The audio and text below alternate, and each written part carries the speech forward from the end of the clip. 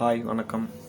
Madras high court ரெக்ரூட்மெண்ட்லேருந்து Madras மற்றும் மதுரை ஹைகோர்ட்டில் உள்ள சில போஸ்ட்டுக்கு நோட்டிஃபிகேஷன் ஏற்கனவே விட்டுருந்தாங்க. அதுக்கான எக்ஸாம் ஹால் டிக்கெட் எப்போ வரும்னு எதிர்பார்த்துருந்துருப்பீங்க. அதுக்கு பார்த்தீங்கன்னா ஹால் டிக்கெட் இன்றைக்கி விட்டுருக்காங்க. எக்ஸாம் என்றைக்கு நடக்க போகுதுன்னா டிரைவருக்கு மே 4ஆம் மற்ற அதர் போஸ்ட்டுக்கு பார்த்தீங்கன்னா மே 5ஆம் எக்ஸாம் நடக்குது. அதுக்கான hall ticket Madras high court recruitment board வெப்சைட்டில் விட்டுருக்காங்க. நீங்கள் டவுன்லோட் பண்ணிக்கலாம்.